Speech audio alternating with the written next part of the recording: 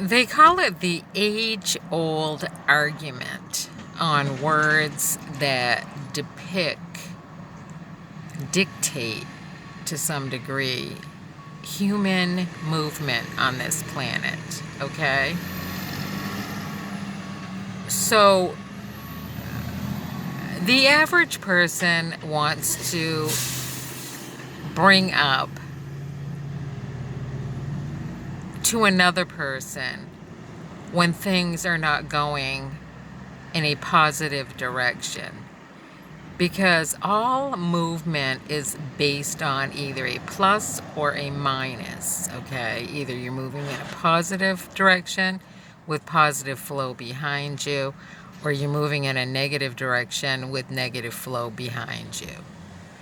So the age-old argument on a word known as choices really boils down to the availability of things within your view where you have the monetary provisioning to make choices based on what is presented in front of you. And I always like to use the example when you go into a grocery store and the number of bottles of perfume on the shelf with the different brands and color-coded boxes and whatnot that grab your attention, the number of bottles of shampoo, even now the amount of all the beverages out there on a grocery store shelf that you can purchase to either instill some type of upbeat flavoring on your tongue, or are you looking to rehydrate yourself, okay? So all of those things sitting on the shelf allow you to make a choice between what you want, but that choice is only limited by what you are carrying in your pocket monetarily. If you have $5 in your pocket, your choices are now scaled back and limited to that $5 range. So anything $5 and below, you have the choice to purchase. Anything above $5, you no longer have that choice, okay? So the big thing is critical decision-making points, almost like a cross and almost like a intersection, where it's not a matter of choice, it's a matter of how well you can react to a certain situation, okay? Those are not choices.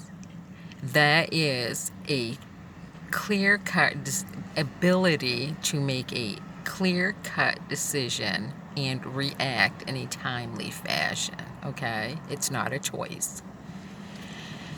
So I like to use the example of you're on a stretch of highway where there's no turns, okay? There's nowhere to turn off. And coming straight at you at high rapid speed is something larger than what you're driving. So if you're in an economy type vehicle and there's an 18-wheeler coming straight for you and you know it's going to collide with you, the first thing you do is you look in your rear view mirror or turn your head around to see what's behind you. And if by any chance you see something of like size and like speed coming at you from behind, your timing on making that reactional decision is very, very small, okay? So your ability to quickly react and respond to what's coming at you from the front and from behind is limited in time and in speed with your ability to quickly act and respond to that. So if you veer out of the way to the left, there's still going to be a collision, or to the right, there's still going to be a collision. Either way, there's going to be a collision, and you're in the middle of the collision. But to minimize the damages, it's how quickly you react to that situation. Those are not choices. You did not choose for the other driver to be coming at you at high speeds, and nor did you choose the driver to come behind you at rapid speeds, placing you in the middle of a collision. Those are not choices, okay? But the after effect of what does occur at the intersection of collision hampers your life. So either you're broken, you escape with only injuries to your vehicle and not to yourself.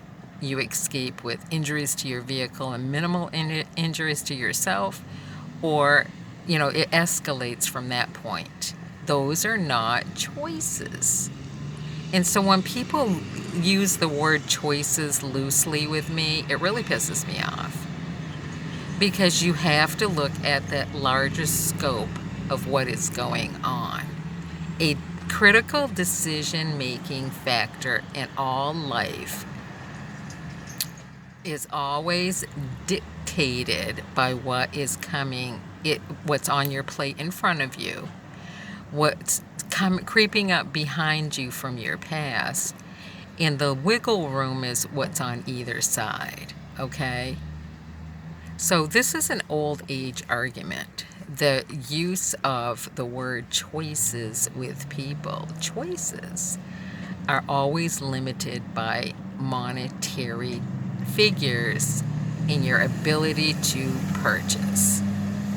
If I had the choice to live in the state of New York, I would choose not to, based on my already existing experience here, but my limitations on moving somewhere else is monetary provisioning. So of all the states in the United States, I personally, based on experience, would never live in the state of New York, based on what I've already known as truth, based on my experience here. I would not choose the state of New York out of all states in the United States to live in, because they're bad people here. But I am limited in movement based on my current monetary situation that's been going on for quite some time. Nor can I go out there and buy $20 bottles of perfume. If that was something I wanted to do, that I aspired to do, I couldn't do that. I don't have the monetary provisions to support such a purchase. Choices are a matter of selection, and those selections are limited by the amount of money that you have. So when somebody says to you, you're making the wrong choices, they really need to look at what's in your purse, your pocket, or your wallet, because choices are a matter of money.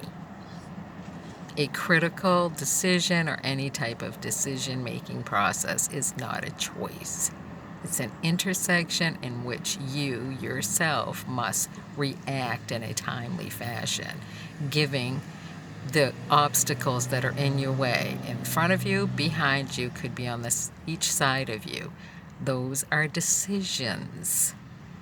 So the age-old argument will always be on the rambling of the word choices.